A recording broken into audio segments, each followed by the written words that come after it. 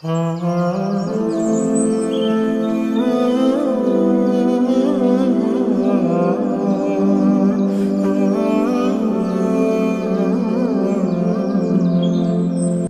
الرحمن الرحيم. السلام عليكم ورحمة الله وبركاته.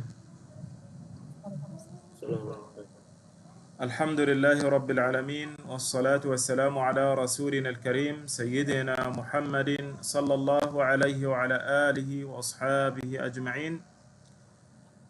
نسأل الله سبحانه وتعالى الذي جمعنا على طاعته في الدنيا أن يجمعنا في الجنة في مستقر رحمته، إنه ولي ذلك والقادر عليه. توقفنا في اللقاء السابق عند بداية المشكلة الخامسة من المشكلات التي تتعلق بالمعلم من كتاب الحلقات القرآنية بين الواقع والمأمول، الحلقات في إندونيسيا نموذجا. وإن شاء الله سبحانه وتعالى نستمر في شرح هذا الكتاب الذي أسأل الله سبحانه وتعالى أن يجعله مباركا، ومع المشكلة السابعة إن شاء الله. تفضل Ustaz. Alhamdulillah, pada pertemuan yang lalu puji dan syukur kepada Allah Subhanahu wa taala, salat dan salam kepada Nabi Muhammad sallallahu alaihi wasallam. Kembali lagi kita dalam pertemuan membahas kitab Al-Halaqatul Quraniyah Bainal Waqi' wal Ma'mul Indonesia Namusajan. Pada pertemuan lalu kita sudah sampai membahas tentang muskilah atau masalah yang kelima, yaitu al-qaswatu fi ta'amul ma'a tulab. Hadza syekh. لا يا أستاذ، نحن انتهينا من السادسة والآن نبدأ في السابعة إن شاء الله. شعور المدرس. kasratu giyabil. Naam. Syu'urul mudarrisi bi anna tahfiz mujarrad wazifatun faqat. Nah, Jadi insyaallah kita akan memasuki masalah yang ketujuh. Insyaallah itu yang akan kita bahas sampai kita selesaikan, karena kemarin ada 15 masalah ya. Ada 15 masalah, kita sudah selesai 6 masalah, kita akan masuk ke masalah yang ketujuh dan seterusnya. Dan insyaallah untuk selanjutnya diterjemahkan sama Ustazah Hayati Fasiyah. Ada zawjat ya Ustaz. هذه زوجتي. نعم يا أستاذ، أهلا وسهلا. لأننا نصلي العصر بس أنا كنا في السفر وننزل نصلي إن شاء الله. طيب. وهي التي ستترجم إن شاء الله. نعم. استأذنك. تفضل يا شيخ. المشكلة السابعة من المشكلات التي تتعلق بالمعلم من كتاب الحلقات القرآنية بين الواقع والمأمول، الحلقات في إندونيسيا نموذجا، وهي شعور المدرس بأن التحفيظ مجرد وظيفة فقط. هذه إحدى المشكلات التي يعتريها معلم الحلقات القرآنية.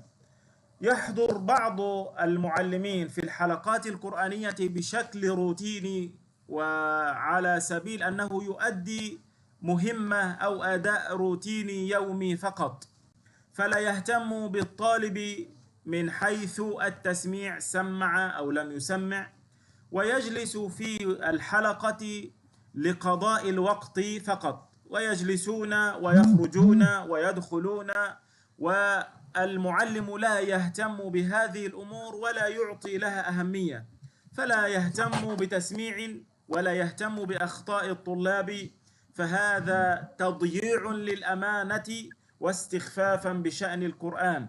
كما أن نتائج هذه السلبية على الطلاب لا تخفى عن الجميع، وهذه من المشكلات التي لمستها بيدي ورأيتها بأم عيني، وذلك في كثير من المعاهد والمؤسسات إلا ما رحم ربي. ولهذه المشكلة آثار تترتب عليها: أولا انخفاض مستوى الأداء. كلما عمل المعلم بهذه الطريقة وهو على سبيل أنه يؤدي عمله بشكل روتيني، لا على سبيل أنه يؤدي أمانة مهنية، فحينما يشعر المعلم أنه يؤدي وظيفة أو عمل روتيني يقل اهتمامه بتحضير الدروس أو باستخدام أساليب متنوعة في الحلقة وتطوير مهارته. كما أنه يترتب على هذه المشكلة انخفاض الدافعية، بمعنى أن المعلم يفقد الحماس والشغف بهذا العمل، مما يؤثر على قدرته على إلهام الطلاب وتحفيزهم. كذلك من الآثار لهذه المشكلة وهو تدهور جودة التعليم، حيث أن المعلم حينما يعني لا يهتم بعمله أو يؤديه بشكله الروتيني، فيؤدي هذا إلى ضعف جودة التعليم، إلى ضعف الحلقة، مما يقلل من فرص التعليم الفعال للطلاب. ولحل هذه المشكلة على من هم أمثال هذا المعلم، عليهم أولا أن يعلموا أنهم أصحاب رسالة. على المعلم أن يعلم أنه صاحب رسالة، أنه مسؤول أمام الله عز وجل، ليس فقط ليدخل إلى الحلقة ليقضي وقتا ثم ينتهي ويتقاضى أجرا من المؤسسة على هذا الأمر. المرتب الذي يتقاضاه المعلم وإن كان قليلا أو كثيرا يجب عليه طالما ارتضى هذا الأجر فهو مسؤول أمام الله سبحانه وتعالى. ثانيا، على المعلم أن يتصف بالصفات الإيمانية والخلقية التي يجب أن يتصف بها معلم الحلقات، والتي ذكرناها في فصل الصفات الخلقية والإيمانية التي يجب على المعلم أن يتصف بها.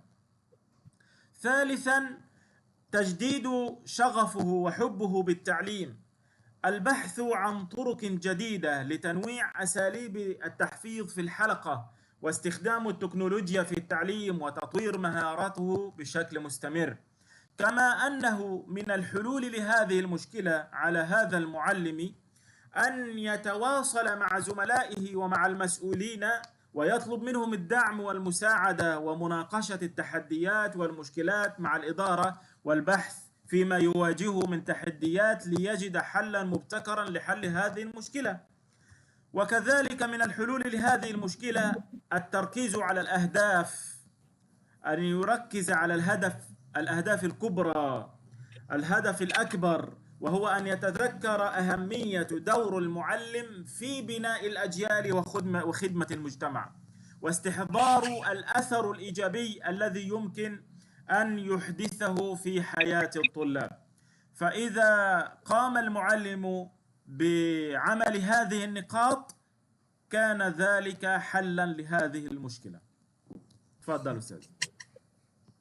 Nah, Astazin Hadratak Tajim ya Syekh. نعم تفضل. Bismillah. Tadi Syekh menjelaskan masalah ketujuh bagi para muallim Al-Quran.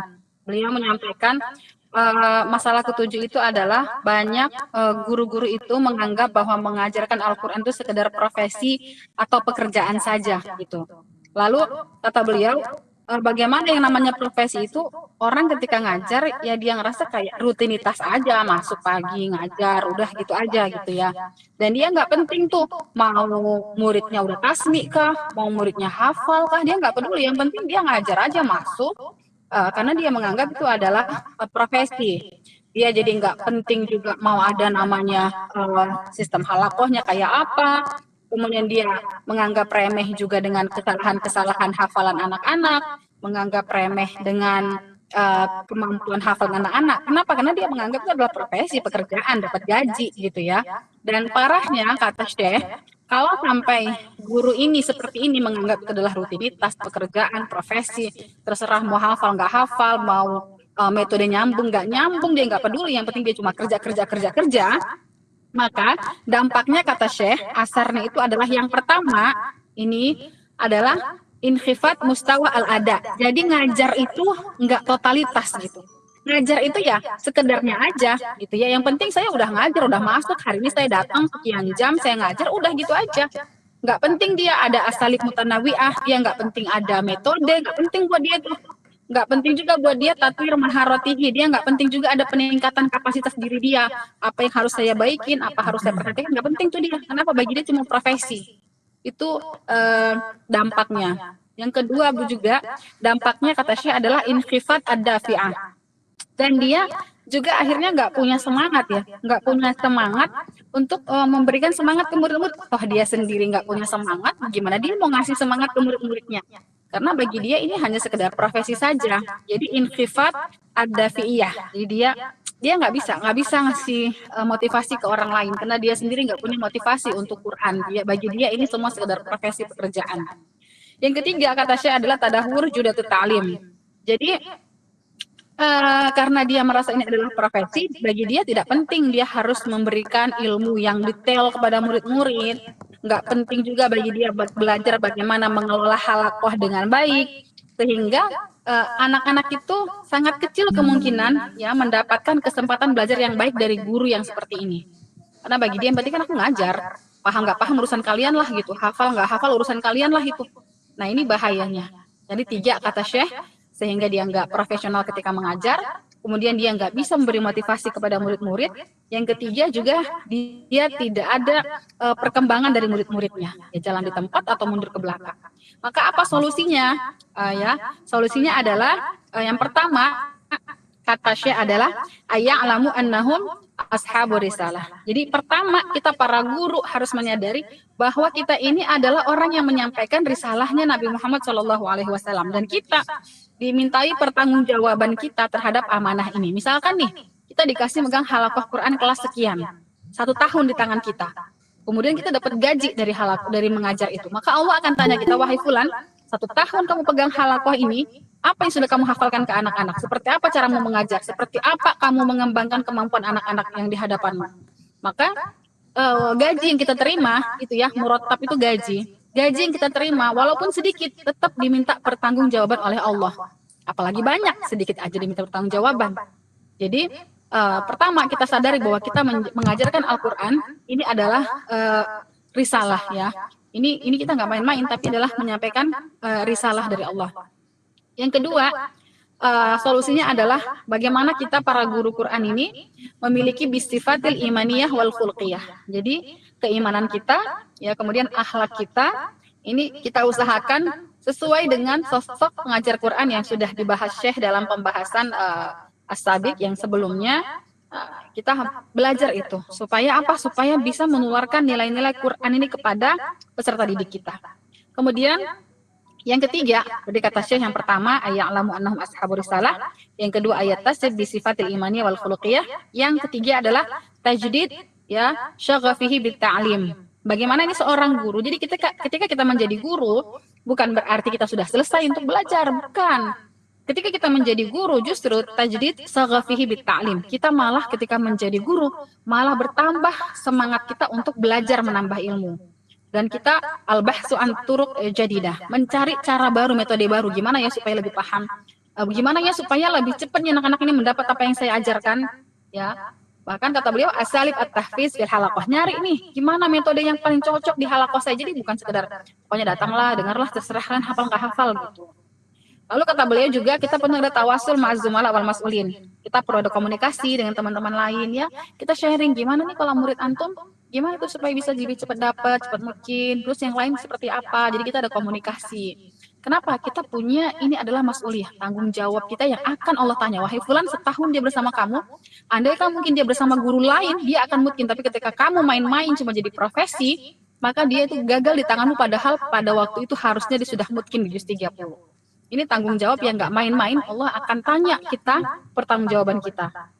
Kemudian di sini yang terakhir kata Syekh, bagaimana kita at-tarkiz al-ahdaf al-akbar. Ya, kita konsentrasi dengan tujuan besar kita apa? Fi bina'il ajyal. Kita ini bukan sedang main-main ketika mengajar Quran. Kita sedang membangun sebuah generasi dan bagaimana kita berkhidmah dalam masyarakat kita.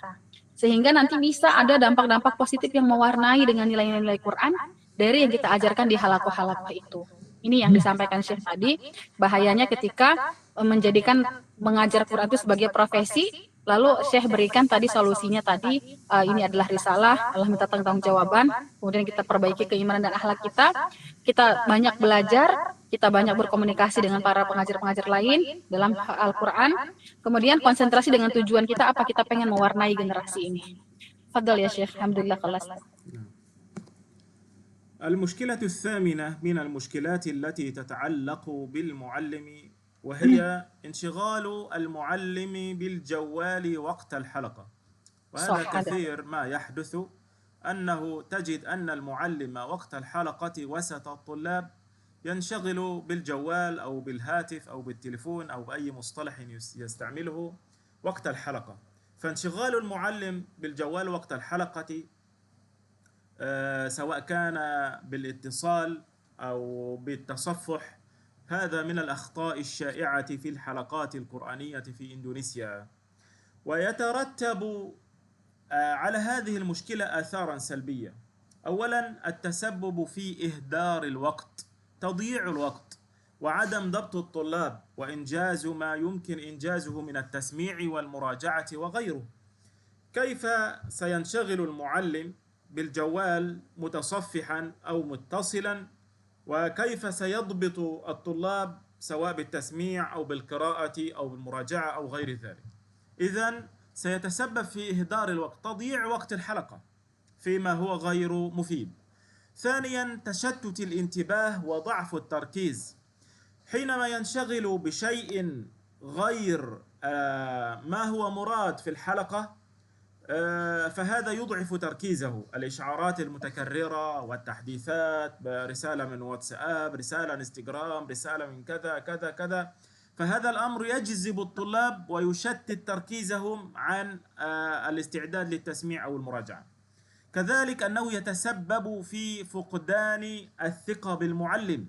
الطلاب سريعا ما يشعرون بعدم الثقة في هذا المعلم الذي هو لا يهتم بهم وهو منشغلا بحاله أو بجواله أو بحياته أو كذا. كذلك تأثير سلبي على التحصيل الدراسي. فأظهرت الدراسات أن استخدام الهاتف النقال بشكل مفرط، يعني بكثرة، يؤثر سلبا على التحصيل الدراسي للطلاب. فقدان قيمة الدراسة، هذا مما يعطي انطباعا عند الطلاب أن الدراسة هذه ليست قيمة، ليست مهمة، فالطالب لا يهتم بالتسميع. لماذا؟ لأن المعلم هو قدوة، فحينما يجد المعلم ليس مهتما بهم ولا بتعليمهم، فكذلك تقل قيمة التدريس أو التعليم أو التحفيظ عند الطلاب، وهذا مما يجعل الحفظ أقل قيمة وأقل فائدة. وكذلك هذه المشكلة تؤثر سلبا على سلوك الطلاب. فكما قلت آنفا أن الطلاب يعني يقتدون أو يتأسون بالمعلم وبسلوكه، فهم أيضا يعني سيفعلون مثل ما يفعل المعلم إن لم يعني ينشغلوا بجوالاتهم في الحلقة، فسينشغلون بالحديث مع زملائهم ويضيعون الوقت لأنهم رأوا المعلم كذلك لا يهتم بوقت الحلقة. فالحل لهذه المشكلة وهو أن يراعي المعلم ضميره. لا بد أن يتصف المعلم بصفة الصفات الخلقية والإيمانية، وأن يعلم أنه مسؤول أمام الله عز وجل، وأن يضع نصب عينيه حديث النبي صلى الله عليه وسلم: كلكم راع وكلكم مسؤول عن رعيته، وليعلم أنه مسؤول وأن الله تعالى سيحاسبه على عمله وعلى ما قدم. أن يحافظ المعلم على ثقة الطلاب به وعلى وظيفته التي اصطفاه الله سبحانه وتعالى لها. أن يحافظ على وقت الحلقة ولا يسمح لنفسه ولا لغيره سواء من زملائه المعلمين أو من الطلاب أن يضيعوا وقت الحلقة، فهذا الوقت هو أمانة وسيسأل عنه أمام الله عز وجل، فلا يضيع هذا الوقت فيما هو غير مخصص لهذا الوقت. أن يترك الهاتف جانبا ولا ينشغل به إلا لضرورة قصوى. بارك الله فيكم. Nah, jazakallahu syekhna. Hadza waqi' fi'lan. Beliau menyampaikan masalah yang ke-8. Muskilah kita yang ke-8 ini adalah yang paling sekarang ini sudah menjadi umum sekali, adalah insyighal muallim bil jawal waqtal halaqah. Jadi guru itu, mu'alim itu sibuk dengan handphonenya ketika halakoh. Ketika halakoh pun masih main HP. Ya, jadi ketika seorang mu'alim itu masih sibuk dengan handphonenya ketika halakoh, ya, baik itu HP itu buat telepon, memang ada telepon masuk nih pas lagi ngajar, atau dia scroll aja, bayangin masa lagi ngajar scrolling. Ini kata Syekh adalah minal akhta asya'iah. Ini adalah yang paling banyak tersebar banget di halakoh Quran di Indonesia. Guru Quran megang HP scrolling pula ketika lagi ngajar. Apa dampaknya kata Syekh itu? Yang pertama adalah at-tasabbub fi ihdaril waqti wa adami dabtitulab. Jadi ya waktu itu kan jadinya tidak berharga itu waktu. Dan murid-murid juga ya tidak terlalu serius. Kenapa toh gurunya sendiri main HP? Ngapain juga mereka terlalu serius untuk tasbih dan murojaah gitu. Kemudian sehingga kalau juga guru ini yang kedua, kalau sibuk dengan handphonenya, baik itu menerima telepon atau sekedar scrolling, anak-anak jadinya do'fut tarkis. Jadi konsentrasinya itu lemah. Kenapa? Malah mereka menghafal, gurunya scrolling. Ya, ini sehingga menarik perhatian anak-anak itu ngelihatin gitu kan, kami disuruh ngafal nih, sedangkan gurunya main HP. Nah, itu yang kedua. Yang ketiga adalah fuqdanus thiqah. Jadi akhirnya ketika mereka disuruh ngafal, gurunya sibuk main handphone, akhirnya terjadi apa? Fuqdanus thiqah. Akhirnya murid pun nggak percaya sama gurunya gitu ya. Kenapa? Karena mereka sendiri melihat gurunya aja nggak ada ihtiramnya, nggak ada hormatnya dengan halakoh Quran. Ya, mereka juga akhirnya kan terwarnai. Toh guru kami juga sibuk dengan Quran, tidak menjadikan halakoh ini adalah sesuatu yang layak untuk kita hormati. Ya, mereka juga akhirnya memperlakukan halakoh itu gitu, anggap remeh. Ya, melihat kepada gurunya. Yang keempat adalah ta'thir salbi ala tahsil ad-dirasi. Tentunya ini akan berdampak kepada pencapaian pembelajaran hafalan anak-anak. Ini ada dampak negatifnya. Dan disebutkan di sini di kitab ini bahwa berdasarkan penelitian, menggunakan HP terlalu banyak itu berpengaruh kepada prestasi siswa. Kenapa? Karena kan otak kita kecanduan tuh, dopaminnya nyari terus, maunya scroll. Terus belajar tuh males. Kemudian kata Syekh juga adalah fuqdan qimatud dars, sehingga kita nggak bisa merasakan nilai dan pentingnya sebuah pelajaran itu. Kenapa? Karena kita udah nganggap tidak bisa konsentrasi serius lagi, karena sibuk dengan handphone. Dan apa dampak negatifnya kepada taksir salbi ala sulukit tulab? Ternyata ada dampak negatifnya terhadap perilaku murid. Apa dampak buruknya? Maka adalah murid akan mengikuti perilaku guru. Kalau gurunya aja main HP, mereka juga misalnya tinggal 5 ahad nih, sebelum masuk halakoh mereka main HP dulu, andaikan dikasih boleh main HP. Kenapa? Karena mereka melihat gurunya kan sebelum halakoh pun sibuk dengan HP, ketika di halakoh pun sibuk dengan HP. Berarti kami pun sibuk juga dengan HP gitu, nggak apa-apa toh gurunya juga kayak gitu.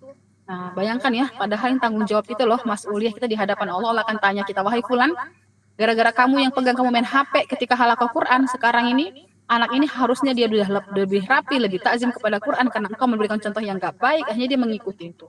Itu jadi mas'uliyah di hadapan Allah yang akan Allah tanya tanggung jawab itu. Lalu apa solusinya? Maka kata Syekh itu solusinya adalah ayyura ilmu alim dhamirahu. Jadi seorang guru tolonglah kita jaga nih hati kita ini, ya. Dan kita tahulah gitu ya bahwa kita ini bertanggung jawab loh di hadapan Allah, dan Allah akan hisab kita dengan amal-amal yang kita lakukan ini. Ya, apa yang sekarang sedang kita lakukan, Allah akan hisab kita, sekecil apapun itu. Nah, yang kedua, kita ini adalah tolong jaga kepercayaan siswa murid itu kepada kita. Jadi jaga image kita, jaga perilaku kita di depan murid. Seorang guru itu harus menjaga bagaimana kepercayaan murid kepada dia. Jadi jangan dijatuhkan, terutama ketika dia scrolling HP, itu menjatuhkan dirinya sendiri di hadapan murid-muridnya.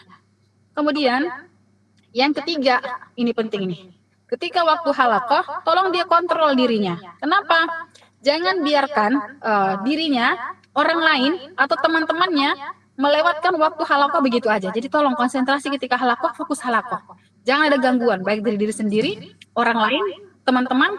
Ini waktunya halakoh, guru dengan murid. Konsentrasi. Kemudian tolong ketika kita mengajar itu, diletakkan handphone itu jauh-jauh lah gitu ya, jangan sibuk dengan handphone terus di tangan, kecuali emang darurat banget harus buka handphone baru buka handphone. Nah, ini yang beliau sampaikan, Emang begini keadaan guru sekarang, nggak bisa lepas dari HP. Ngajar talaki pun di halakoh pun pegang HP gitu ya, baik menerima telepon ataupun scrolling. Dan kita harus ingat bahwa kita akan dihisab di hadapan Allah terhadap mas'uliyah halakoh yang kita pegang. Tafadhal Syekhna. بارك الله فيكم. المشكلة التاسعة من المشكلات التي تتعلق بالمعلم وهي نوم بعض المعلمين وقت الحلقة، لا سيما إذا كان وقت الحلقة بعد صلاة الصبح. ونوم المعلمين أو بعض المعلمين في وقت الحلقة كانت هذه إحدى المشكلات التي كتبها بعض الطلاب حينما طلبت منهم استفتاء أو تقييما عن الحلقات. فكان بعض الطلاب يكتبون أن المعلم الأستاذ يا شيخ ينام حينما نسمع عليه، ثم نأتي في المساء ويأمرنا بالتسميع مرة أخرى لأنه لم يسمعنا في الصباح. فهو الآن قام بفعل خطأين في خطأ واحد، والخطأ الأول وهو النوم، والخطأ الثاني وهو أنه ضيع وقت الحلقة أو وقت التسميع.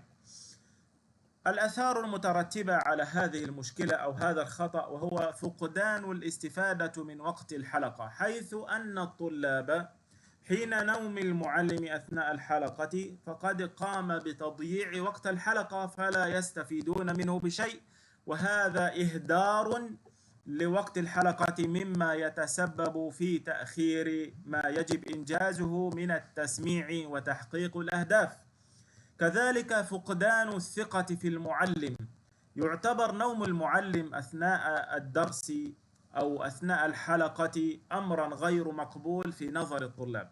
نحن نرى الطلاب ينامون، لكن ليس معنى ذلك أن المعلم يجوز له أن ينام كذلك وقت الحلقة، وقد يؤدي إلى فقدان الثقة في قدرته على إدارة الحلقة القرآنية وتقديم واجبه بشكل فعال، لأنه في الحقيقة لم يقم بواجبه كمعلم ولم يبين الفرق بينه وبين الطالب.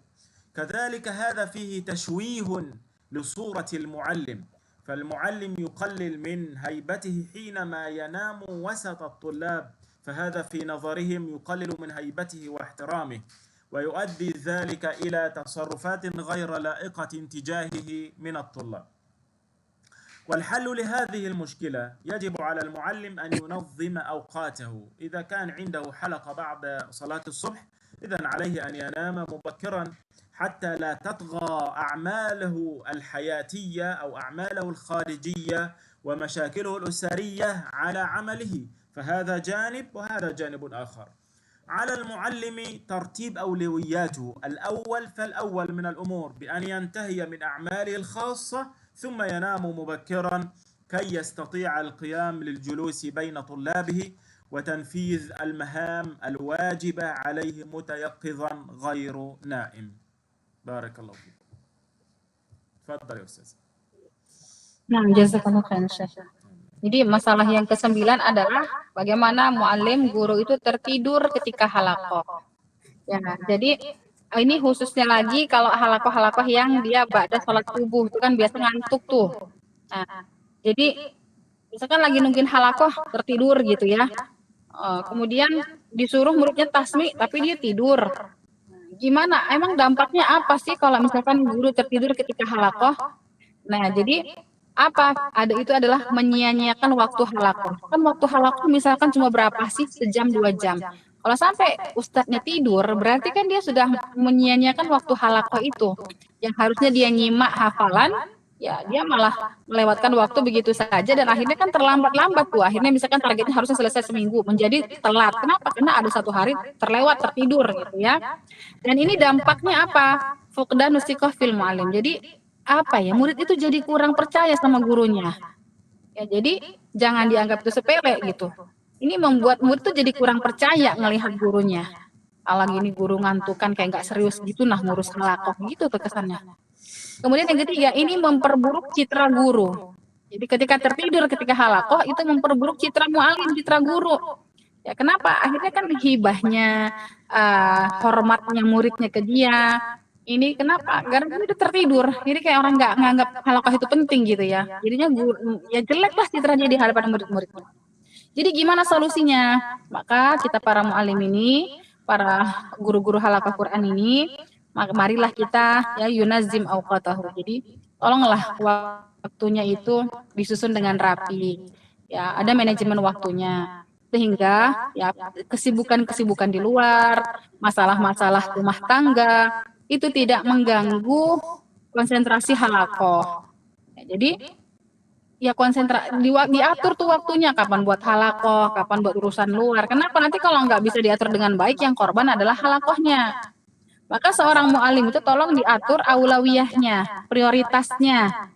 Ya, harus tahu tuh prioritasnya, kapan dia harus selesai dari pekerjaannya. Misalkan kalau dia masih kuliah, kapan dia harus pulang kuliah.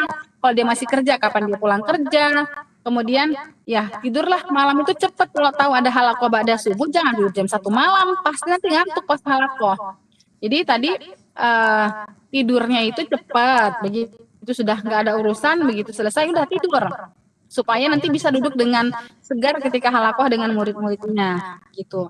Dan dia bisa penuh dengan kesadaran tanpa ngantuk-ngantuk. Jadi tadi ini masih bersambungan ya, ketika megang handphone juga murid kurang percaya sama gurunya, apalagi ketika ngantuk juga murid jadi kurang percaya sama gurunya. Itu yang disampaikan dalam masalah ke-9 ini. المشكلة العاشرة من المشكلات التي تتعلق بالمعلم وهي إهدار الوقت في الكلام الخارج عن نطاق الحلقة والمزاح معهم وقت الحلقة. بعض المعلمين يضيع ويهدر وقت الحلقة في الحديث مع الطلاب فيما هو غير مفيد، ويمزح معهم ويداعبهم يعني فيما هو خارج النطاق. والسماح بالدعابة مقبول بين الطلاب، لكن هذا ليس في كل الأوقات أو ليس على شكل مستمر أو شكل دائم. فالسماح بالدعابة الغير مقبولة بين الطلاب والاستهزاء أو التنمر بأحد أفراد الحلقة وعدم تلقيب الطلاب بألقابهم أو تلقيبهم بألقاب لا تليق بهم، أو تلقيبهم بألقاب هم يتنزهون عنها أو يتنزه عنها كل مسلم على العموم عن أن يكون معلما للقرآن الكريم. فلهذه المشكلة لها آثار سلبية، وهي أن الإفراط في المزاح والدعابة والمعاملة مع الطالب لا تقل خطورة عن آثار القسوة والشدة في الأسلوب مع الطلاب. تحدثنا من قبل عن من الأخطاء القسوة في المعاملة مع الطلاب، فهذه المشكلة وهي الإفراط الزائد في الدعابة والمزاح مع الطلاب لا تقل خطورة عن هذه المشكلة التي نتحدث عنها الآن، أو لا تقل عن مشكلة القسوة والشدة في الأسلوب مع الطلاب. وكذلك مما يقلل من الاحترام وضعف هيبة المعلم أمام طلابه، ويعود ذلك على الطالب سلبا كذلك، حيث أن الطالب يكتسب بعض الصفات من المعلم. والحل لهذه المشكلة وهو أن يكون المزاح في الكلام مثل الملح في الطعام، وإذا لم يوجد بالمرة كان الكلام فيه شيء من السآمة. إذا لم يكن هناك مزاح تماما سيكون هناك ملل وسآمة، لكن ليس معنى أن يكون هناك مزاح أن يكون مزاح دائم يضيع وقت الحلقة أو يضيع هيبة المعلم. فإذا كثر الكلام أفسد، مثلما أن الملح إذا كثر في الطعام أفسد تماما. إذن المزاح في الكلام مثل الملح في الطعام، إذا لم يوجد ملحا في الطعام فسد الطعام أو ليس له طعم. إذا لم يوجد بالمرة كان الكلام فيه شيء من السآمة والملل، وإذا كثر أفسد، مثلما أن الملح إذا كثر في الطعام أفسده وما عاد مستساغا لا يستصيغه المرء. فإما أن يكون غير مستساغ يعني غير مقبول رسانية دأبيك، أو ممجوج أي مكروها غير مقبول. بارك الله فيكم.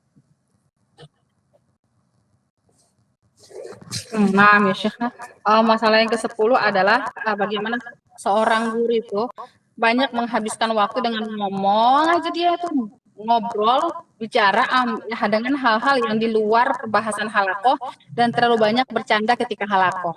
Jadi ini kita kebanyakan ngomong yang tidak nyambung dengan materi dan kebanyakan canda juga itu adalah menjadi masalah. Kenapa? Karena nanti kalau sampai kebanyakan bercanda, terlalu banyak ngomong yang tidak nyambung dengan pelajaran, itu apalagi sampai misalkan meremehkan gitu ya, istihza itu omongan-omongan yang meremehkan, atau misalkan memberikan talqib. Talqib itu guru memberikan gelar gitu ya, atau panggilan sebutan yang tidak layak kepada muridnya, misalkan biar dibuat lucu-lucuan, padahal itu nggak bagus gitu. Nah, ini jangankan seorang guru, seorang muslim aja nggak layak kan memberikan panggilan-panggilan yang tidak baik kepada orang lain. Nah, jadi guru ini jadi masalah nih kadang, supaya lucu dikasih nama gelar anak-anaknya yang nggak apalah, nggak bagus gitu ya. Kebanyakan ngomong, kebanyakan canda ketika halakoh, itu diantara masalah disebutkan masalah ke-10. Memang dampaknya apa sih kalau guru terlalu banyak ngomong, terlalu banyak canda ketika halakoh? Nah, ini beliau menyebutkan sebagaimana kalau terlalu keras itu juga tidak baik, maka terlalu banyak canda juga tidak baik gitu. Kenapa? Itu yuqallil minal ihtiram, sehingga guru itu berkurang tuh wibawanya, berkurang rasa hormatnya murid kepada gurunya gitu ya, kalau terlalu banyak bercanda. Jadi terlalu keras juga nggak baik, terlalu banyak canda ngomong yang nggak penting juga nggak baik. Jadi berkurang tuh wibawa kita, berkurang kehormatan seorang guru di mata murid-muridnya.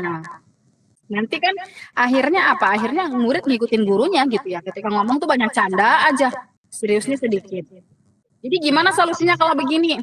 Solusinya adalah beliau menyampaikan kita boleh bercanda, tapi bercanda itu ibarat garam. Ya, kan kalau garam itu di makanan nggak banyak-banyak kan. Paling kalau kita masak satu wajan berapa sih garamnya? Dikit lah gitu, nggak banyak. Jadi garam itu penting, tapi dikit aja. Karena kalau nggak pakai garam juga makanan kan nggak enak. Tapi kalau garamnya kebanyakan ya juga nggak enak juga gitu. Jadi canda itu dengan murid-murid kayak gitu, kebanyakan jadi nggak enak, sama kayak makan garam banyak-banyak nggak enak. Nah, dikit aja garamnya, supaya sekedar supaya nggak keras banget, supaya nggak membosankan. Bolehlah kita bercanda, tapi jangan berlebihan gitu, ya. Itu. Alhamdulillah Syekhna. Wa Ustaz ahsan raja, insyaallah saya udah ilaihi. طيب إن شاء الله. المشكلة 11 وهي عدم التواصل مع أولياء أمور الطلاب، وهذه من المشكلات التي تتعلق بالمعلم، وقد ذكرناها من قبل أنها كذلك من المشكلات التي تتعلق بالإدارة والمسؤولين والمعلم.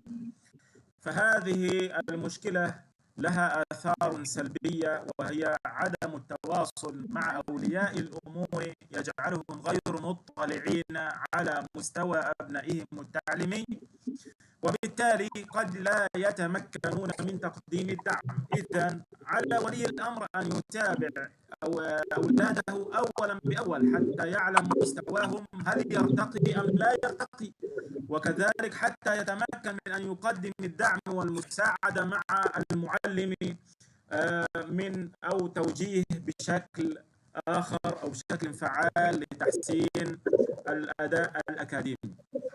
زيادة المشاكل السلوكية كذلك من آثار هذه المشكلة، زيادة المشاكل السلوكية. كلما كان أولياء الأمور يعني بعيدين عن الطلاب ومعرفة أحوالهم، فهذا يؤدي إلى إهمال متابعة سلوك الطالب، فتزداد السلوكيات الأسوأ إلى الأكثر، مثل العنف والعدوانية والتغيب المتكرر ومخالفة القواعد. كذلك من آثار هذه المشكلة وهو ضعف التحصيل، حيث أنه إذا شعر الطالب أنه غير متابع أو ولي أمره من الآباء أو الأمهات ليست عندهم متابعة أو علم بما يحدث لأولادهم أو مع أولادهم، فهذا يؤدي إلى ضعف التحصيل فيؤدي ذلك إلى الرسوب في بعض الحالات خاصة مع غياب المتابعة وغياب التشجيع والتحفيز. كذلك من أثار هذه المشكلة وهو انعدام الثقة بالنفس، فالطالب حينما يرى أنه غير متابع وأنه ليس لوالديه اهتمام به ولا بتحصيله العلمي، فهذا يؤثر عليه نفسيا، فإذا لم يجدوا متابعة ودعما من أولياء أمورهم ومعلميهم يؤثر سلبا على ثقتهم بأنفسهم وقدراتهم. تأثير سلبي على العلاقة بين المعلم والأسرة، فكلما كان التواصل بين المعلم وأولياء الأمور ضعيفا كان ذلك له أثر سلبي على تحقيق الأهداف التربوية المشتركة بين المعلم وبين الأسرة. والحل لهذه المشكلة وهو أنه من الأمور المهمة لتطوير الطالب وتقدم مستواه مع ولي أمر الطالب، وذلك لأن ولي الأمر هو حلقة وصل قوية بين المعلم وبين الطالب، فأحيانا يهمل الطالب الحلقة أو يتأخر مما يجعل الطالب متأخرا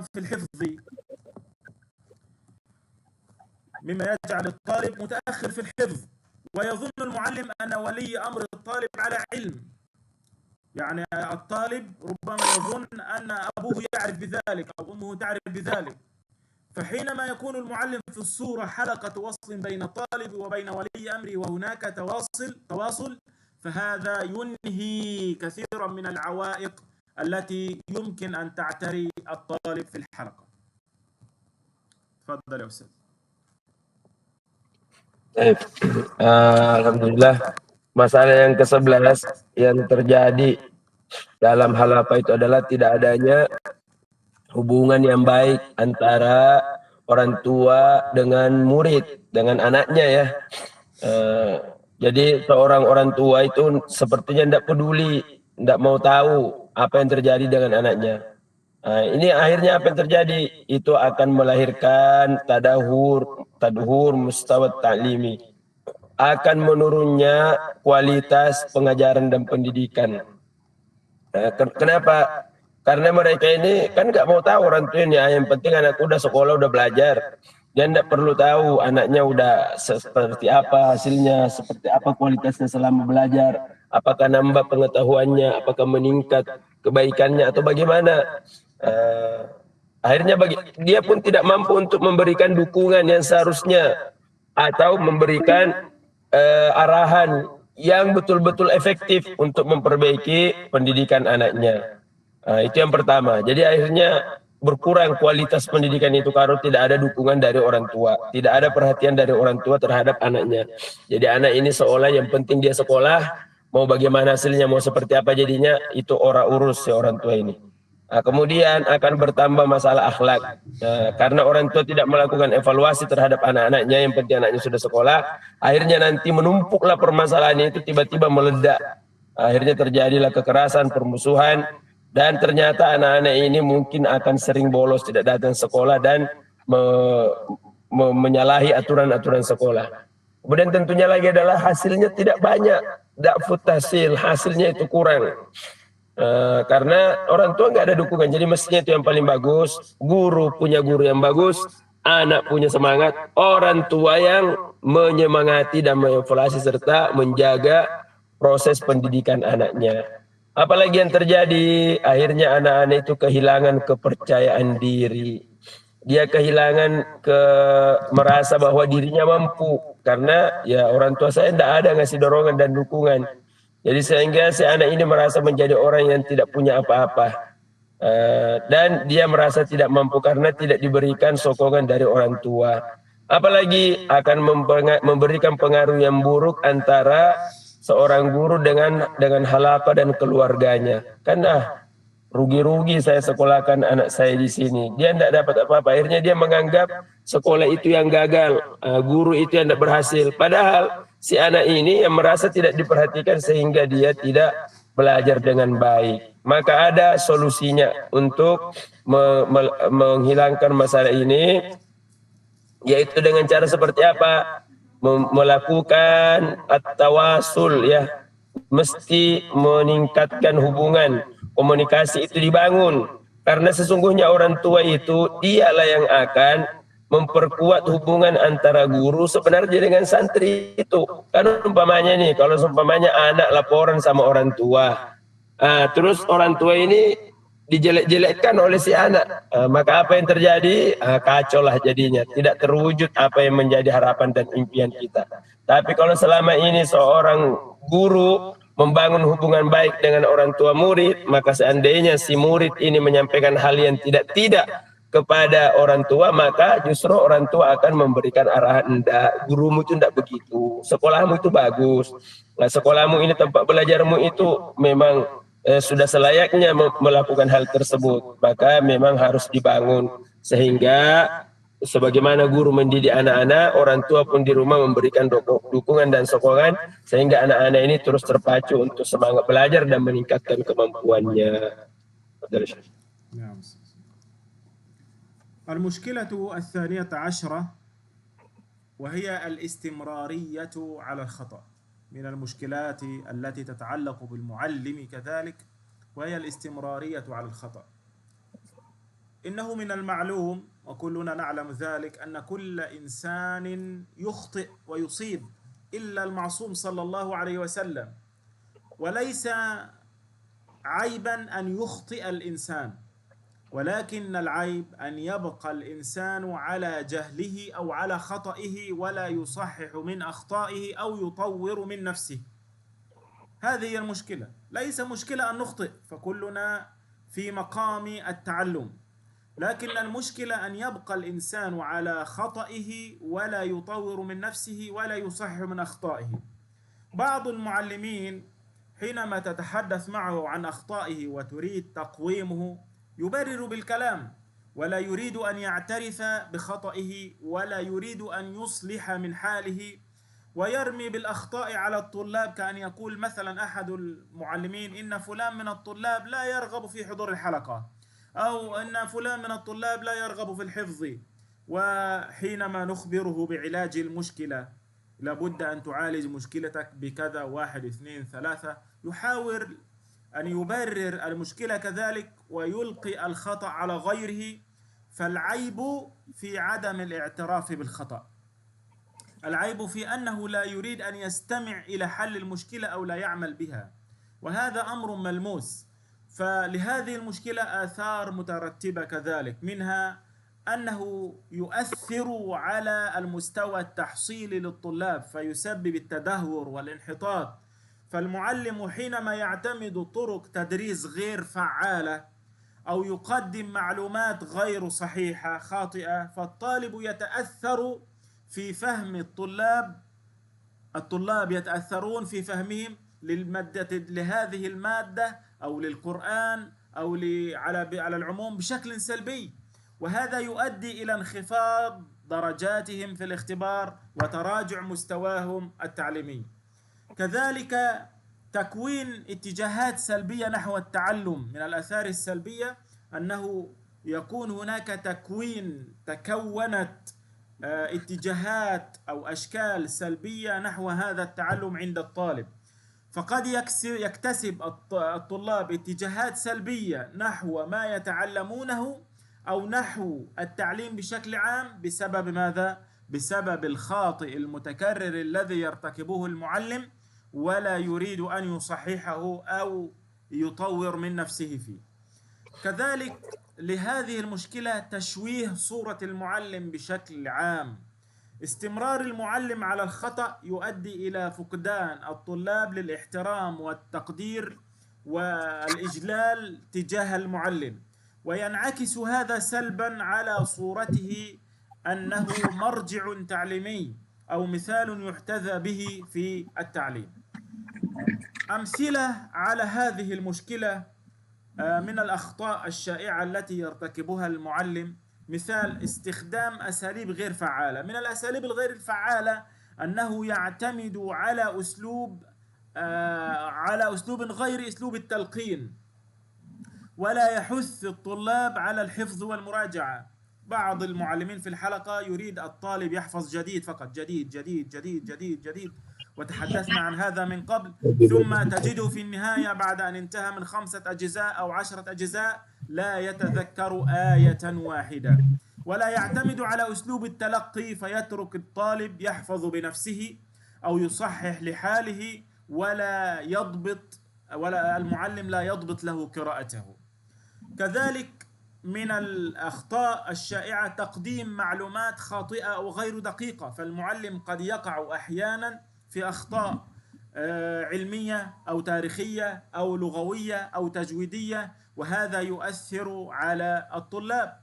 كذلك من الأخطاء سوء إدارة الوقت، عدم قدرة المعلم على تنظيم الوقت بشكل فعال، ولا يخطط للحلقة أو لوقت الحلقة كما تحدثنا من قبل في التخطيط لوقت الحلقة، أو عدم توفير الوقت الكافي لكل الأنشطة التي تشتمل الحلقة، فهذا كذلك من الأخطاء التي يرتكبها بعض المعلمين. ومنها كذلك عدم القدرة على إدارة الحلقة، فالمعلم في هذه الحالة يفقد السيطرة على الحلقة بسبب عدم قدرته على تنظيم الطلاب أو التعامل مع السلوكيات الغير منضبطة.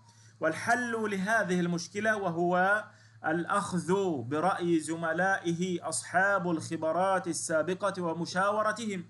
أنا كمعلم عندي خطأ وجاء بعض المعلمين ينصحني، آخذ بنصيحته وأذهب إلى من هو أكثر مني خبرة وأشاوره وآخذ من خبراته في هذا العمل. كذلك من الحل لهذه المشكلة العمل على اكتساب الخبرات، لابد أن أكتسب خبرة، أن أطور من نفسي، أن أطور من سلوكياتي أمام طلابي. أخيرا الاعتراف بأساليبه الخاطئة، على المعلم المخطئ أن يعترف بخطئه وأن يعمل على تصحيح خطئه. إذا لم يعترف بخطئه ولم يقم بتصحيحه ولم يعمل على تطوير نفسه فإنها ستبقى هذه المشكلة قائمة لا محالة. بارك الله فيك. Baik. Yang selanjutnya masalahnya adalah yang ke-12 ini, seorang guru itu terus-menerus melakukan kesalahan yang sama.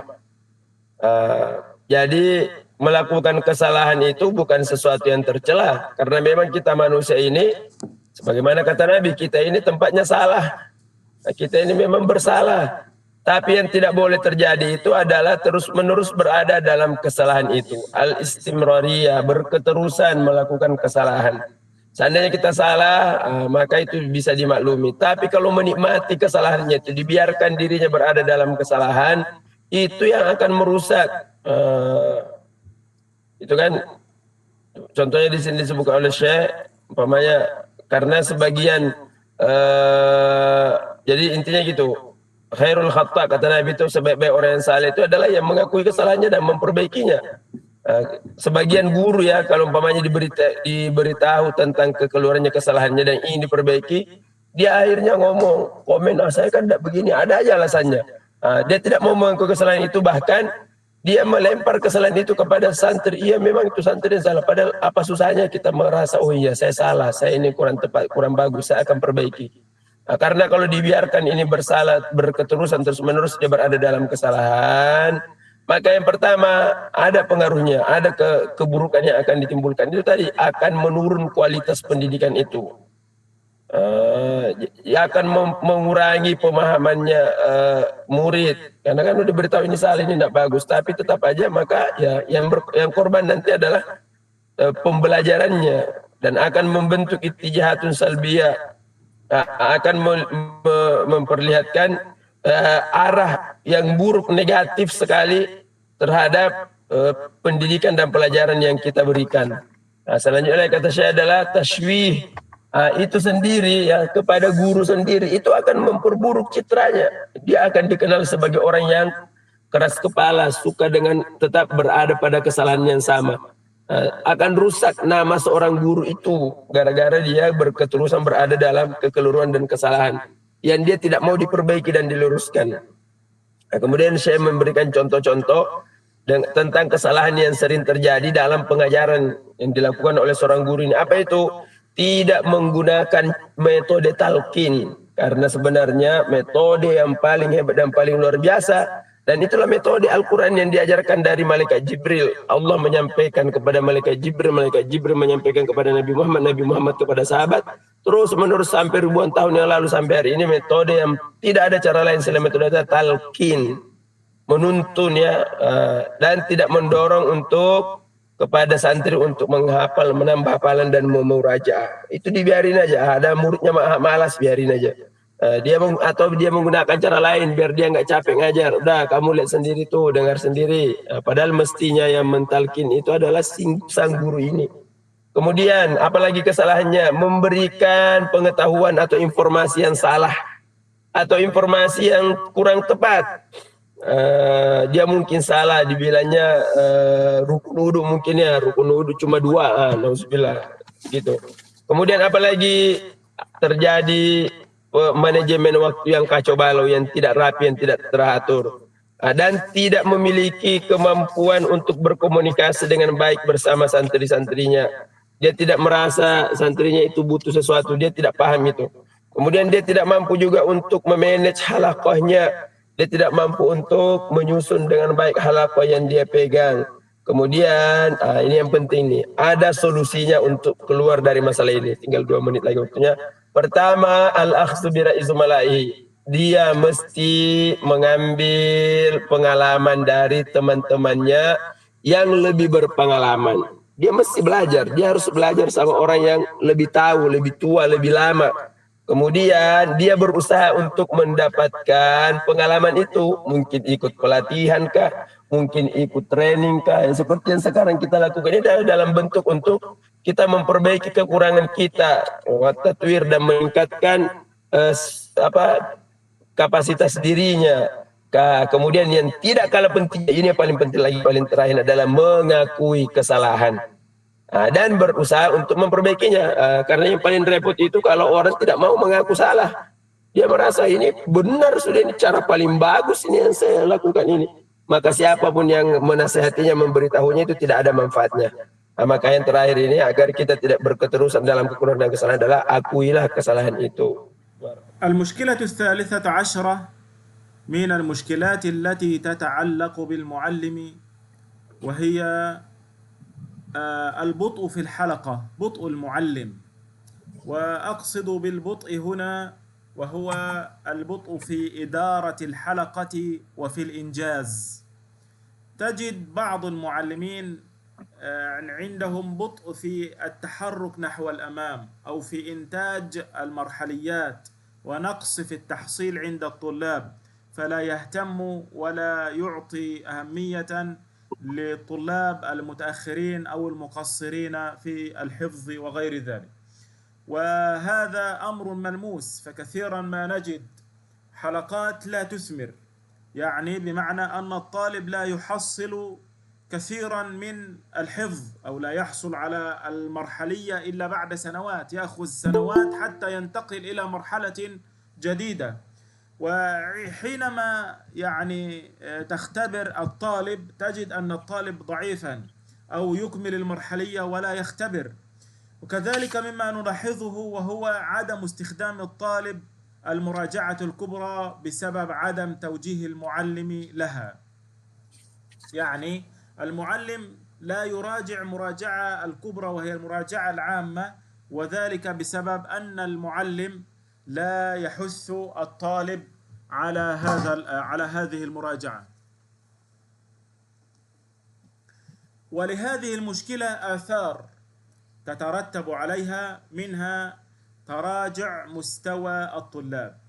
فبسبب تباطؤ المعلم تجد أن الطالب مستواه ينحدر ويقل كذلك، لأن الطالب عنده مثلا قدرات أو عنده مستوى إلى أن يتقدم إلى الأمام، وبسبب تباطؤ المعلم أو عدم توجيه المعلم فالطالب تجده يتأخر بسبب عدم يعني حرص المعلم أو تشديد المعلم في هذا الأمر. كذلك يفقد المعلم الدافعية وهي الحماسة نحو الحفظ والتقدم مثل زملائه، فيشعر بالملل ويشعر بالإحباط إذا لم يتمكن المعلم من مواكبة السرعة والتقدم، فيؤدي إلى فقدان الدافعية والحماس عند الطالب.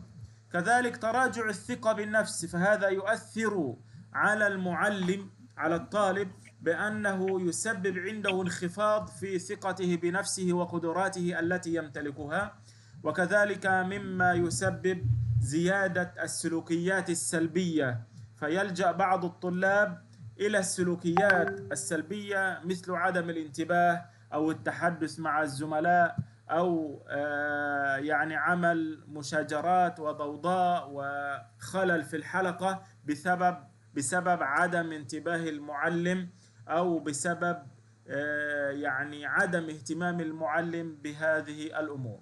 والحل لهذه المشكلة وهو لها خطوات. أولها تكثيف التوصيات الإرشادية للطلاب، فالفصل أو الحلقة ليست محل شرح درس أو تسميع وانتهى الكلام، لا، المعلم يتعامل مع طلابه كأبنائه، يرشدهم ويوجههم ويربيهم ويعلمهم، فهو يعني مثل الأب تماما. فهذه الإرشادات والتوصيات من قبل المعلم ومن قبل ولي الأمر لابد أن يقومون بها. كذلك تخصيص وقت آخر مع وقت الحلقة إن تيسر، وذلك مثلا بعد كل صلاة. تفعيل أسلوب التسميع الثنائي، ومعنى التسميع الثنائي وهو المراجعة الثنائية، يعني لابد أن يكون هناك كما تحدثنا من قبل مراجعة قريبة ومراجعة بعيدة حتى يكون الطالب ملما بكل ما حفظه. تفعيل أسلوب المراجعة الكبرى مع الطالب كما شرحنا من قبل ووضحنا، أنه مثلا أنا أحفظ 5 أجزاء فأسمعهم مرة واحدة كل أسبوع، إما مع المعلم إن كان لديه وقت، أو مع المشرف يعني مشرف السكن، أو مع طالب زميله. خامسا تشجيع الطالب على الحضور وعدم الغياب وغير ذلك من الأمور التي يعني ترفع من همته وتزيد من إنتاجيته. فلا بد على المعلم أن يتخذ هذه الإجراءات، وإلا كان ضعيفا وبطيئا في إدارة الحلقة. بارك الله فيك. Nah, yang ke-13 masalahnya adalah al-bud'u fil halqah. Artinya lambatnya seorang guru dalam halaqahnya. Bukan artinya terlambat datang ya. Maksudnya di sini adalah terlambat dia atau tidak mampu menyesuaikan dengan target yang sudah ditetapkan ya. Jadi hasilnya itu tidak sesuai. Dia lambat, orang mungkin sudah dapat sekian juz, sudah dapat banyak, dia masih di situ-situ saja. Nah, bahkan ada beberapa halaqah itu yang tidak menghasilkan apa-apa. Orang siswanya udah ada sekian lama belajar, sekian bulan, sekian tahun, bahkan bertahun-tahun, ternyata pas diuji di tes, kok kayak gini, padahal udah lama dia belajar. Atau dia tidak menyempurnakan marhala belajarnya dan tidak diuji. Dan inilah yang kita lihat nih ketika murajaah kubra ya, karena tidak ada gurunya sendiri yang lambat, lemah gurunya itu, tidak memiliki kemampuan untuk memberikan dorongan, memberikan motivasi dan semangat serta inspirasi kepada anak-anaknya untuk semakin berkembang. Apa yang terjadi kalau gurunya kayak gini nih? Maka yang pertama adalah lagi-lagi muridnya yang jadi korban. Dia akan mustawa kadar atau hasil pendidikannya itu rendah, jatuh banget. Nah, kemudian akan kehilangan ad-dafi'iyah. Ad-dafi'iyah itu artinya dorongan yang kuat dan semangat yang kuat. Akhirnya murid merasa sia-sia dong saya selama ini belajar. Setahun 2 tahun saya duduk menghafal terus hasilnya ndak ada. Aduh, akhirnya dia tidak punya semangat dan dorongan lagi untuk melanjutkan dan belajar Al-Quran ini. Kemudian selanjutnya apalagi pengaruhnya itu lagi karena dia sudah tidak punya semangat karena merasa tidak mampu disebabkan oleh guru yang tidak punya inovasi dan kreativitas serta dia lambat dan tidak punya semangat untuk memperbaiki anak-anaknya, akhirnya hilanglah kepercayaan diri sang anak ini, sang siswa ini. Kalau sudah begitu, nambah lagi masalahnya, dia akan melahirkan akhlak yang buruk. Karena dia merasa saya orang gagal, saya orang yang tidak bisa diandalkan. Kenapa? Karena seorang guru yang lemah dalam memberikan motivasi, semangat, dan dia baper gurunya ini. Akhirnya anak-anaknya itu tidak berhasil. Maka bagaimana caranya untuk menyelesaikan masalah ini? Ada beberapa, ada 5 nih disebutkan oleh Syekh di sini solusinya. Yang pertama, mesti ada tausiat, mesti ada nasihat-nasihat tambahan yang disampaikan oleh seorang guru atau dari seorang orang tua murid ya. Jadi orang tua murid dan guru ini bersama-sama kompak bareng-bareng memikirkan bagaimana untuk memberikan motivasi kepada sang murid ini. Kemudian yang kedua, menghususkan ada waktu khusus nih, bukan waktu halakoh. Di luar waktu halakoh itu waktu khusus untuk memberikan motivasi dan semangat. Mungkin beliau contohkan di sini mungkin setelah sholat 5 waktu. Setelah sholat 5 waktu bagus tuh, 10 menit, 15 menit, mari kita berikan nasihat penguat, tausiah-tausiah untuk mendorong si anak ini menghafal lebih baik lagi. Dan itu dilakukan oleh guru. Jadi guru inilah yang berpikir apa ya caranya ya, apa yang harus saya lakukan ya sehingga kualitas pendidikan ini berhasil. Maka salah satu caranya adalah guru ini meminta waktu, ayo pada sholat jangan pergi dulu ya, mau saya menyampaikan nasihat, menyampaikan motivasi, sampaikan fadilahnya menghafal Quran, kemuliaannya, ke contoh-contoh orang yang sukses karena menghafal Quran dan sebagainya. Kemudian ada namanya at-tasmi as-sunai. Dulu sudah kita pernah jelaskan ya, muraja ada 2, ada muraja jangka panjang, ada muraja jangka pendek. Itu harus diaktifkan kembali, lebih fokus lagi, lebih sering-sering lagi. Kemudian ada namanya muraja al-kubra ma'at talib. Jadi siswa-siswa santri-santri yang sudah sekian banyak hafalannya, itu diadakan istilah muraja kubra. Muraja kubra kayak gimana? Ya dia duduk untuk menyetorkan semua hafalannya disaksikan oleh banyak orang. Itu kan akan membuat dia bersemangat tuh. Oh, saya akan ditampilkan, dinaikkan di atas panggung, dilihat oleh semua orang, maka dia akan bersemangat dan untuk memperbaiki hafalannya sehingga apa yang disebut dengan lambatnya seorang guru ini tidak terjadi. Karena ternyata gurunya cerdas, gurunya pintar memikirkan bagaimana hafalan anak-anaknya bisa makin bagus, makin banyak, makin maju. Kemudian mendorong santri, memotivasi santri agar betul-betul hadir senantiasa, jangan sampai goib dan sebagainya. Maka seorang guru mesti melakukan langkah-langkah. Jadi dia jangan mengajar monoton begitu aja. Yang penting kan saya sudah mengajar, yang penting saya sudah datang, yang penting saya sudah memberitahu. Tapi dia harus punya kegelisahan, harus punya keresahan. Ini murid saya kenapa ya kayak gini ya? Ini murid saya kok gini-gini aja ya? Siapa yang salah ya? Oh, saya yang salah, mungkin saya yang keliru. Ini kelemahan, ini lambatnya berasal dari saya. Jadi kata beliau ini, fala budda minal muallim ayattakhidh jaraat wa illa kana dha'ifan nobatian fi idaratil halqa. Karena kalau dia tidak melakukan minimal 5 langkah tadi ini, maka dia akan menjadi orang yang muallimul baqi, seorang guru yang lambat dalam menghasilkan hasil. Barakallahu. المشكلة الرابعة عشرة من المشكلات التي تتعلق بالمعلم وهي المشكلة الأخيرة ضعف تلاوة الطالب. ضعف تلاوة الطالب هذه من المشكلات الشائعة، ولهذه المشكلات أو لهذه المشكلة آثارا سلبية، منها ضعف الحفظ. إذا كان الطالب لا يستطيع القراءة الصحيحة فهذا سيؤثر على حفظه.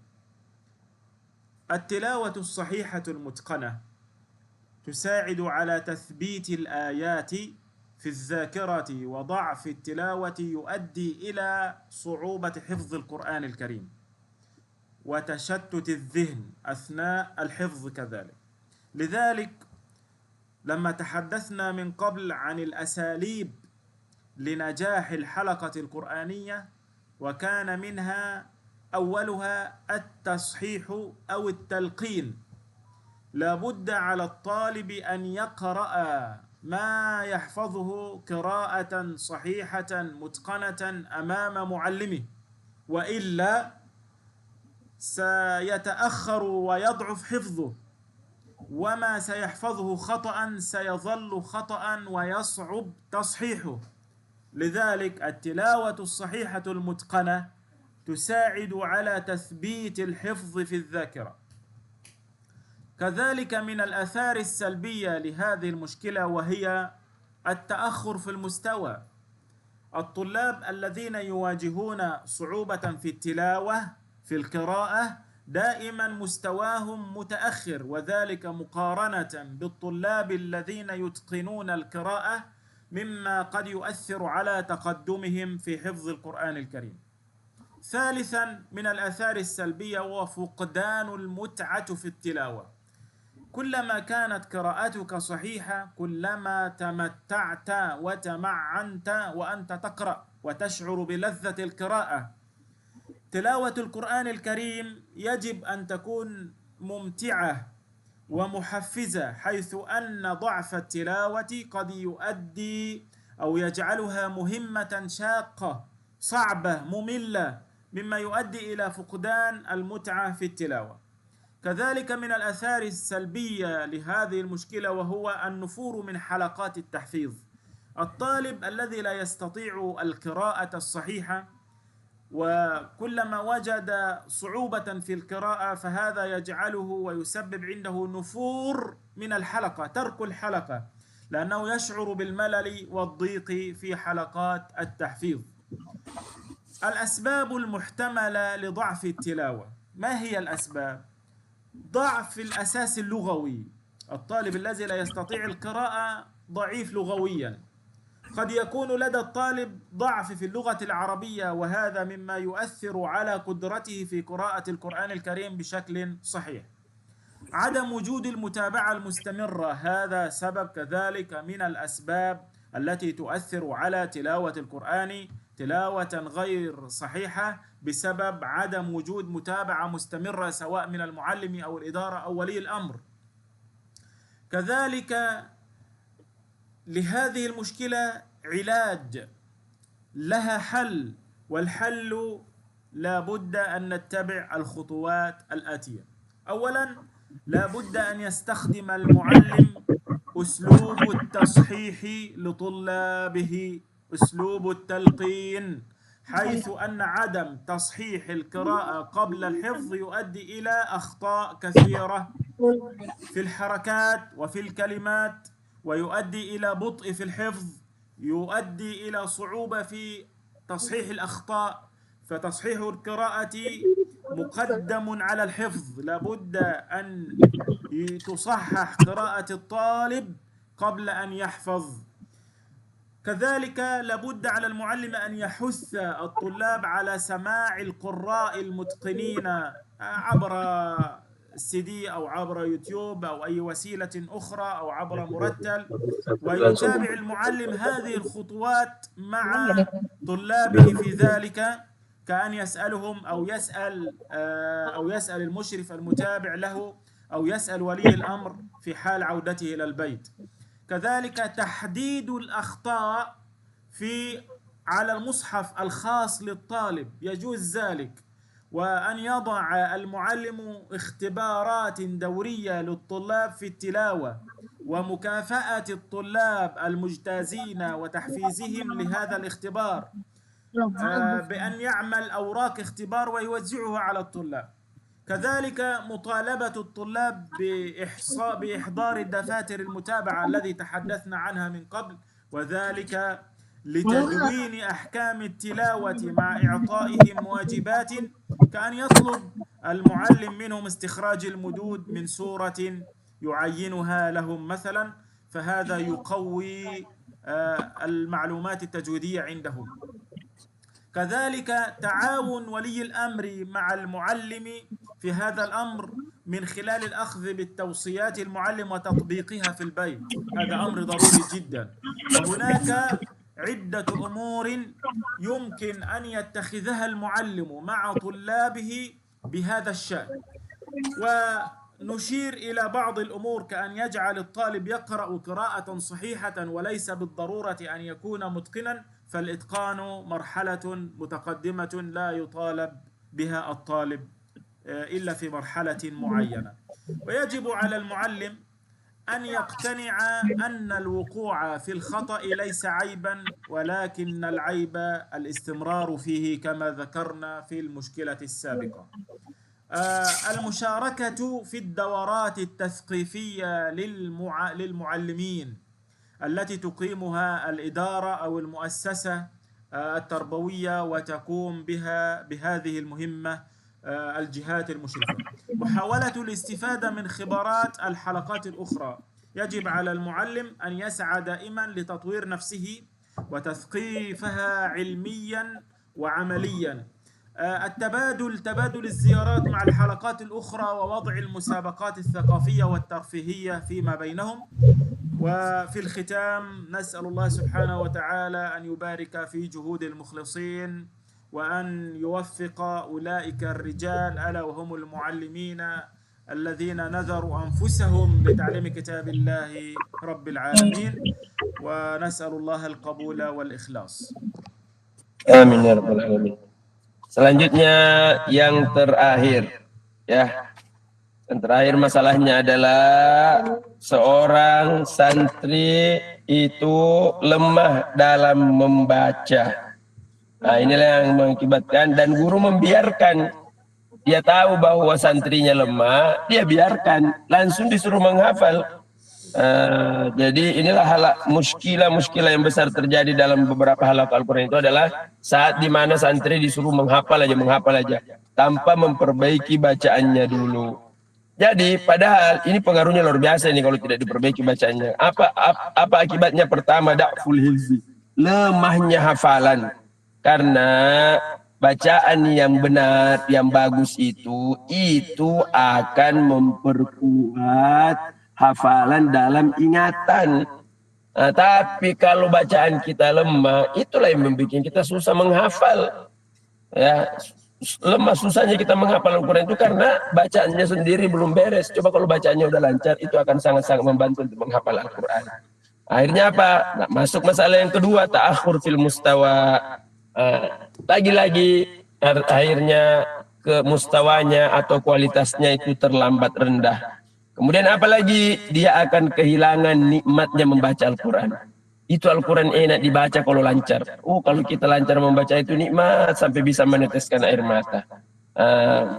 Jadi membaca Al-Quran itu harus menjadi sumber kebahagiaan kita, ya. Sumber untuk bersenang-senang salah satunya adalah dengan membaca Al-Quran.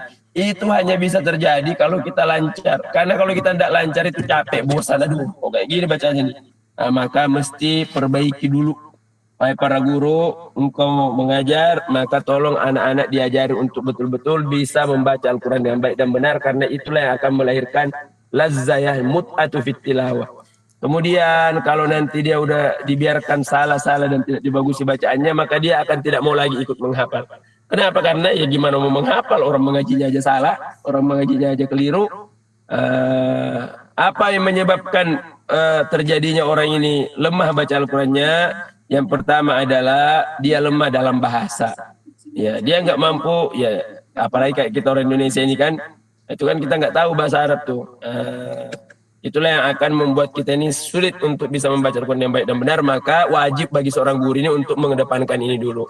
Karena ini kelemahan kita nih, karena ini bukan bahasa kita. Maka kita memang harus lebih berjuang nih. Makanya di mana-mana, kalau di Indonesia ini tambahan dari saya, itu ada TPQ.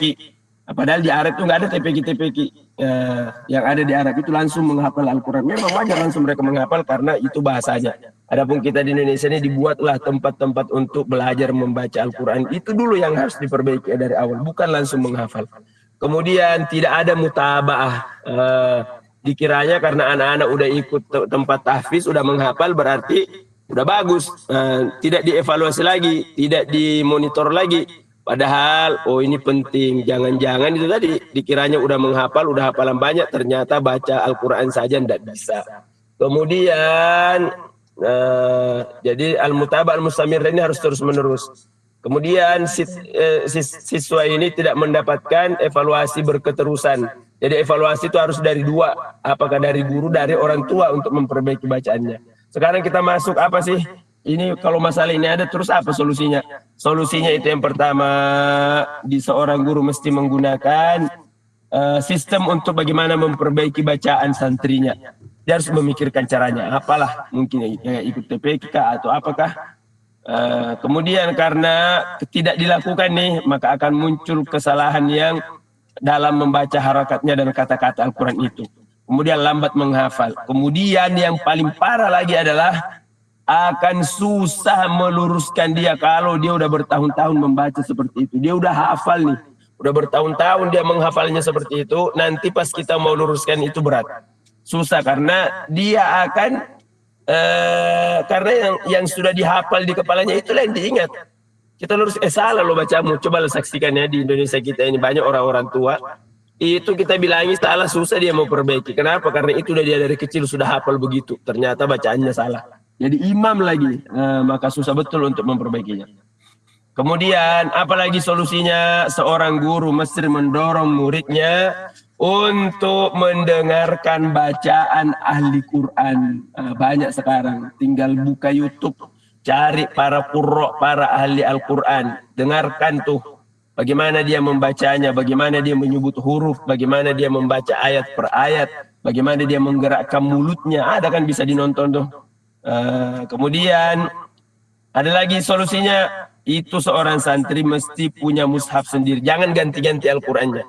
Orang menghafal Al-Quran itu punya Al-Quran sendiri, tidak ganti. Itu terus dipakai. Kenapa? Karena kita sebagai guru nanti bisa nandain. Ini ingat ya, ini kesalahanmu nih, dilingkari itu. Itu boleh.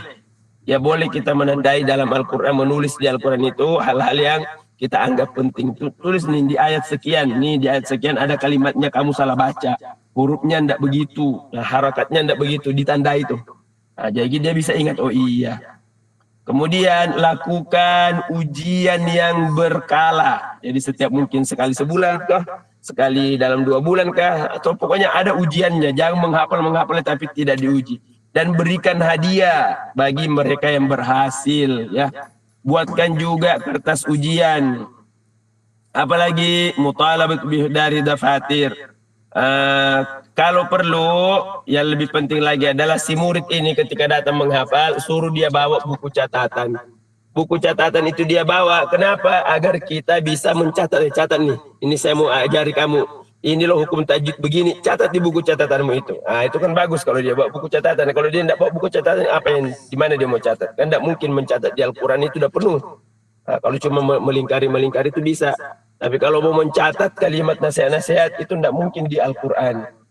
Kemudian apalagi ta'awun, mesti ada kerjasama antara orang tua murid, antara orang tua santri dengan guru dalam masalah ini. Dia bisa nanya sama guru, siapa yang bisa saya ngajar anak saya di rumah untuk datang, mungkin ada kelas tambang, ada les dan sebagainya. Kemudian ada beberapa perkara-perkara yang harus diambil nih oleh guru dalam masalah ini. Jadi pertama bahwasanya seorang guru itu menjadikan muridnya membaca bacaan yang benar, ya benar. Tidak perlu mungkin, ada kan benar. Ada yang mungkin itu lancar betul loh ketika dia membaca. Enggak usah yang lancar-lancar banget. Tapi ketika dia membaca itu benar bacaannya, tidak salah-salah lagi. Fal itkanu marhalatun karena yang namanya mungkin ini lancar, bagus, indah bacaannya itu nanti yang sekarang benar dulu bacaannya. Yang namanya mungkin itu nanti belakangan baru kita suruh dia untuk menjadi mungkin dalam membaca, bukan mungkin dalam menghafal ya. Itu nanti belakangan, tapi yang paling penting dia benar dulu membacanya. Maka ini terakhir Syekh memberikan wajibat alal muallim, kewajiban-kewajiban yang mesti dilakukan oleh seorang guru. Yang pertama, ayyaqtani al muallim anna al-wuqu' fil khata' laisa aiban. Satu hal yang harus kita ingatkan dan sampaikan selalu kepada diri kita dan kepada murid-murid kita, bahwasanya salah dalam membaca itu bukan aib. Bukan sebuah hal yang tercela kalau kita salah membaca.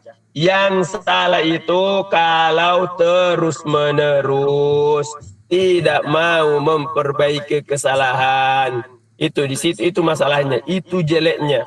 Tapi selama dia mau memperbaiki, salah sekali 2 kali itu tidak masalah. Yang penting dia mau memperbaiki. Itu yang harus kita sampaikan. Jadi jangan sampai ada orang, saya tidak mau belajar, takut salah. Orang yang takut salah itu berarti dia tidak mau belajar. Tapi justru dari kesalahan kita belajar. Ketika kita menunjukkan kesalahan kan diperbaiki. Habis itu jangan diulang. Apalagi seorang guru mestilah ikut daurah-daurah ya seperti yang kita lakukan sekarang ini. Ini dalam rangka untuk meningkatkan kemampuan kita. Agar kita belajar bagaimana memperbaiki hal-hal yang kurang dalam pendidikan itu. Kemudian apalagi dia mesti mengambil pengalaman dari halaqah yang lain. Maka kita tidak ada salahnya kita belajar, kita berguru dari orang-orang yang sudah ada sebelumnya, yang tempat-tempat yang lain. Enggak apa-apa kita ambil pelajaran hikmah dari mereka. Kemudian wajib alal muallima yasada imalitur nafsi. Lagi-lagi seorang guru jangan merasa sudah cukup dengan dirinya. Dia mesti belajar, dia mesti berguru, dia mesti meningkatkan kemampuan. Kemudian tabadul ziyarat, dia mesti melakukan saling berkunjung ya. Apakah dia datang ke halaqah yang satu atau halaqah yang satu mendatanginya, saling bertukar pengalaman. Kemudian yang terakhir atau melakukan musabaqah, pertandingan antara halaqah-halaqah yang ada ini. Dan terakhir kita memohon kepada Allah Subhanahu wa taala, semoga Allah memberkahi para guru, orang-orang yang sudah berjuang, yang mau menjadi penerus ajaran Rasulullah SAW, melanjutkan pendidikan Al-Quran. Mereka inilah para pahlawan-pahlawan yang telah mendasarkan dirinya untuk mengajarkan ayat-ayat suci Allah Subhanahu wa taala, dan semoga kita termasuk yang di dalamnya diridhai oleh Allah Subhanahu wa taala di dunia wal akhirah. Walhamdulillahirabbil alamin. Alhamdulillah Rabbil Alamin. Jazakallahu khairan ya Ustaz. Silakan Ustaz, Ustazah, kalau ada pertanyaan silakan. Barakallahu fikum. Insyaallah pertemuan depan hari Selasa insyaallah itu terakhir insyaallah. Silakan kalau ada pertanyaan. Barakallahu fikum. Digali tanah dulu kecil. Ada soal Ustaz Ahsan? Naam. Ada soal? Ada pertanyaan Ustazah? Kalau ada pertanyaan silakan disampaikan. Nanti saya terjemahkan ke syekhnya nanti. Saya ya Syekh. Nah, tafadhal. Ya, sila. Jadi Ana punya adik yang dia di pesantren juga. Jadi mungkin dari kemampuan hafalannya itu rendah sehingga setiap dia tidak setoran itu dia dihukum. Nah, biasanya ketika dia liburan dia mau setoran sama saya, dan ketika kembali ke pesantren dia dapat hafalan lah gitu. Nah, kemudian disampaikan kalau misalnya dia dapat hafalan dengan saya, sedangkan di di pesantrennya itu agak susah masuknya, sehingga gurunya, ustadznya ini seperti mengejek ya. Ya udah kamu pulang aja setoran sama kakak kamu gitu. Jadi dia punya, maksudnya setiap masuk halaqah karena dia udah nggak bisa masuk hafalannya, dia udah mempersiapkan diri untuk dihukum. Tapi bukan lagi mempersiapkan diri untuk menyetor hafalan, Ustaz. Nah, jadi ketika dia libur selanjutnya, dia nggak mau lagi setoran sama saya karena tadi itu udah diejek sama ustadznya. Ya udah kamu pulang aja setor sama kakak kamu. Jadi kan tadi dibilang muallim al-bati'ah ya, yang lambat itu. Nah, jadi kalau misalnya irsyad motivasinya dari keluarga juga udah nggak masuk, kemudian ustadznya juga menyuruh dia setoran juga nggak mau, itu gimana Ustadz? Mungkin ada solusi. شيخ في سؤال يعني هذا واقع لواحد أستاذ هنا عنده أخ صغير، أخت صغير، أخ صغير يعني درس في معهد تحفيظ القرآن، والمشكلة أنه لا يستطيع أن يسمع حفظا جديدا مع الشيخ في الحلقة في المعهد، ولو لم يستطيع سيعاقب. ولكن ذات مرة لما رجع إلى البيت سمع مع الأستاذة مع السائل يعني مع السائلة، والحمد لله هو يستطيع الحفظ. ولما رجع إلى المعهد قال لأستاذي أنا كنت سمعت مع أختي والحمد لله أنا حفظت. فقال الأستاذ اللي في المعهد خلاص ارجع إلى أختك وتتمم معه. فالآن يعني حدث مشكلة أنه أيضا لا يستعد للحفظ ولكن يستعد للعقوبة. لا يريد أن يحفظ ولكن لو يعاقب خلاص أنا جاهز للعقاب لأني لم أحفظ. يعني وأولياء الأمور أيضا ينتهوا، يعني ليس فيه منفعة لأنه أيضا لا يريد، يعني بسبب الأستاذ الذي في المعهد يستهزئ به ويقول أنت لا تستطيع، أنت تريد أن تحفظ، ارجع إلى البيت فاحفظ في البيت. فالآن المشكلة يعني لا يقبل النصيحة من أولياء الأمور، لا سيما من الأستاذ في المعهد. فما الحل إذا يا شيخ؟ نعم يا أستاذ، طبعا هذه المشكلة الآن نعم. هذه المشكلة اجتمعت في هذا المعلم عدة مشكلات، ليست مشكلة واحدة. الصوت متقطع يا شيخ. أنا أسمعك جيدا يا أستاذ، تسمعني الآن؟ نعم تفضل، خلاص جيد. طيب، أنا أقول أن هذا المعلم اجتمعت فيه عدة مشكلات.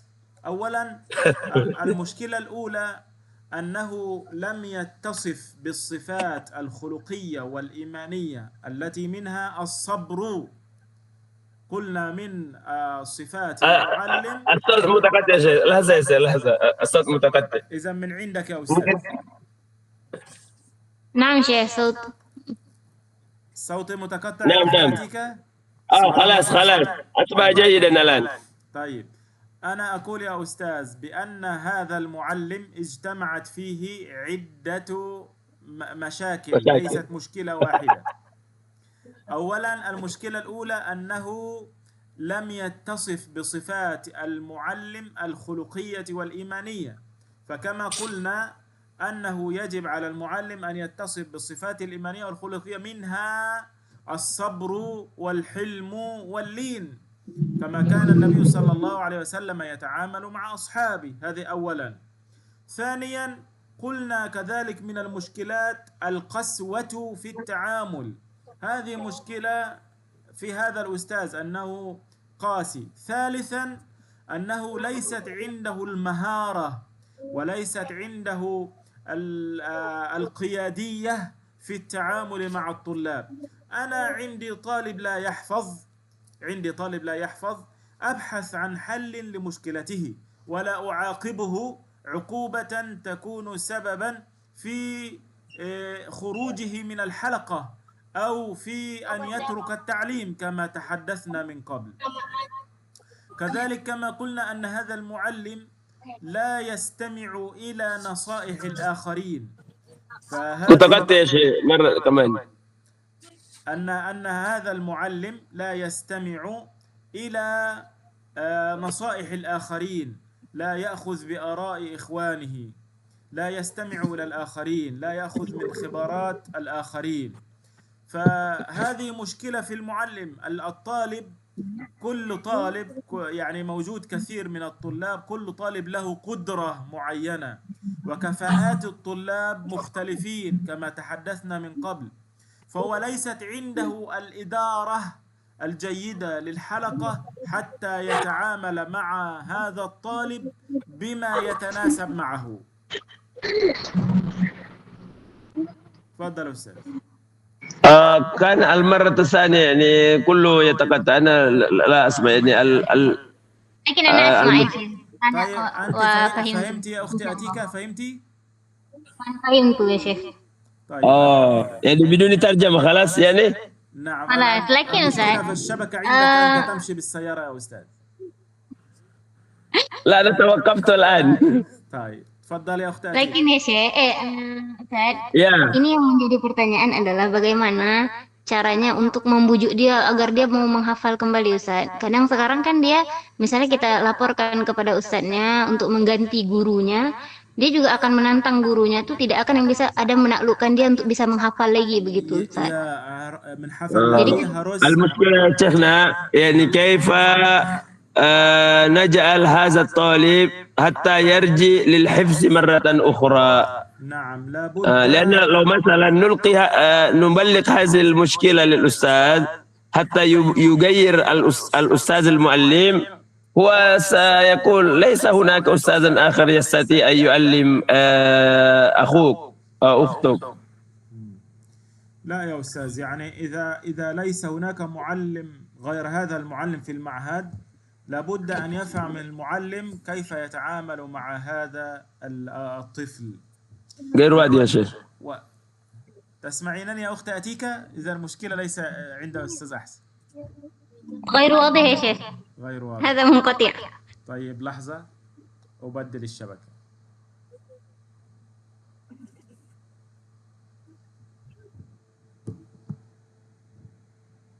لحظة يا أستاذ.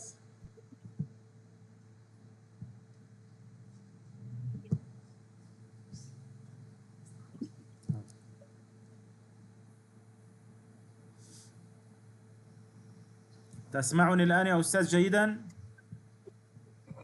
جيد تمام.